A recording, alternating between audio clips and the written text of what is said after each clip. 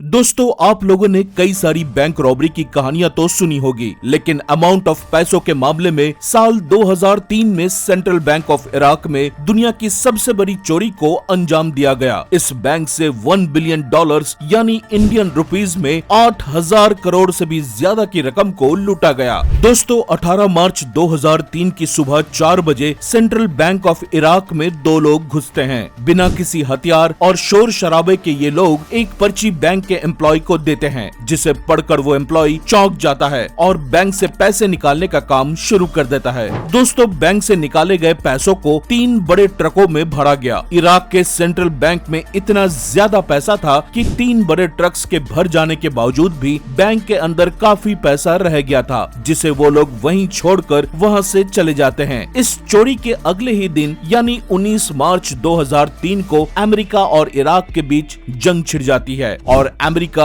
Operation Iraqi freedom के तहत Iraq पर बम और मिसाइल गिराना शुरू कर देता है। दोस्तों, अमेरिका ने इसी वॉर में इराक पर कब्जा कर लिया था। My fellow citizens, at this hour, American and coalition forces are in the early stages of military operations to disarm Iraq, to free its people, and to defend the world from grave danger. On my orders, coalition forces have begun striking selected targets of military importance to undermine Saddam Hussein's ability to wage war. These are opening stages of what will be a broad and concerted campaign.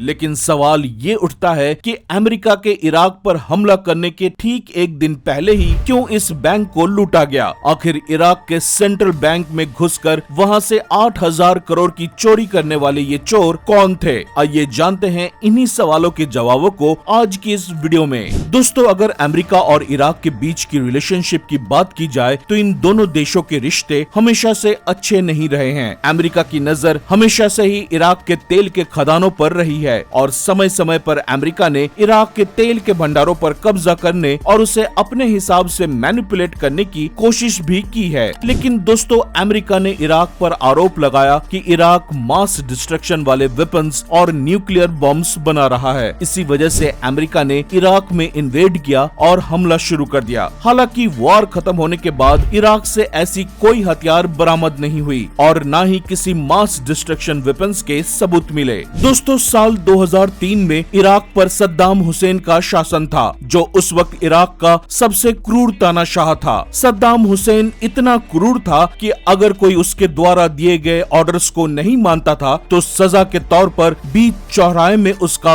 गला काट दिया जाता था। सद्दाम हुसैन ने America से सीधे तौर से दुश्मनी मोल ली थी, यहाँ तक कि उसने यूएस से सभी तरह के इंटरनेशनल रिलेशन भी खत्म कर दिए थे। साल 2003 आते आते अमेरिका ने भी इराक को युद्ध की चेतावनी दे दी। सद्दाम हुसैन इस बात से अच्छी तरह वाकिफ थे।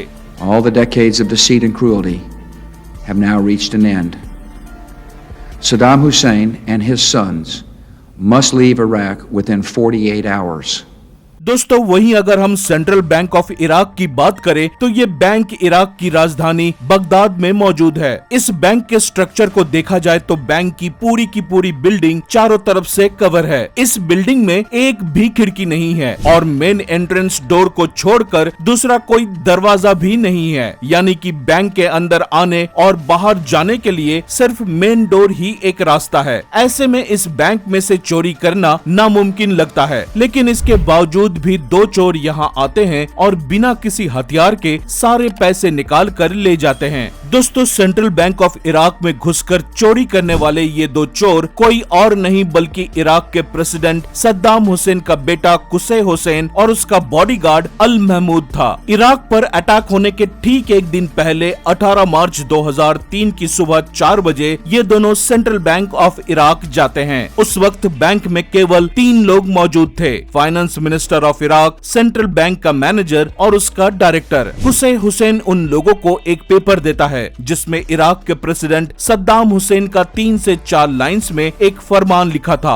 इस कागज में सद्दाम हुसैन ने अमेरिका द्वारा इराक पर होने वाले अटैक की जानकारी दी थी और नेशनल सिक्योरिटी इशू के तहत सेंट्रल बैंक के पैसों को ट्रक में रखवाकर किसी सुरक्षित जगह ले जाने के ऑर्डर्स दिए थे। लेटर पढ़ने के तुरंत बाद बैंक के पैसों को ट्रक में भरने का काम शुरू कर दिया जाता है। दोस्तों, बैंक के एम्प्लॉय द्वारा बताया जाता है कि उस वक्त बैंक में इतना ज्यादा पैसा मौजूद था कि बाहर खड़े 3 ट्रकों को पैसों से भरने में तकरीबन 5 घंटे का वक्त लग गया था और टोटल 1 बिलियन से भी ज्यादा की रकम निकाली गई थी, जिसमें 100 मिलियन यूरोज, 100 मिलियन डॉलर्स और 100 मिलियन बिल्स के रूप में पैसा शामिल था। अगर चोरी की गई रकम को इंडियन करेंसी में कन्वर्ट किया जाए तो ये तकरीबन 7.5 से 8,000 करोड़ तक की चोरी थी। बैंक से पैसे निकालने के बाद पैसों से भरे ट्रकों को किसी अनजान जगह रवाना कर दिया जाता है। इस चोरी की घटना को अंजाम देने के अगले ही दिन अमेरिका ने 19 मार्च 2003 को इराक पर हमला कर दिया। इराक पर हवाई हमलों के साथ साथ कई मिसाइल गिराई गई। लाखों अमेरिकन सोल्जर्स को वॉर में भेजा गया। कुछ ही दिनों में यूएस ने इराक पर पूरी तरह कब्जा कर लिया, लेकिन सद्दाम हुसैन अमेरिकन गवर्नमेंट के हाथ नहीं लगा। दोस्तों, वॉर के दौरान इराक में अमेरिकन मिलिट्री ऑपरेशन चलाया गया, जिसमें सद्दाम हुसैन के दोनों बेटे और उसके बॉडीगार्ड अल महमूद मारा गया। ये सभी इराक के मोसूल शहर में एक सेफ हाउस में छुपे थे। जब अमेरिका ने इराक पर पूरी तरह से कब्जा कर लिया, तब सेंट्रल बैंक ऑफ इराक की तलाशी ली गई और इराक के फाइनेंस मिनिस्टर और सेंट्रल बैंक के मैनेजर से पूछताछ की गई। इन सभी ने बैंक में से $1 मिलियन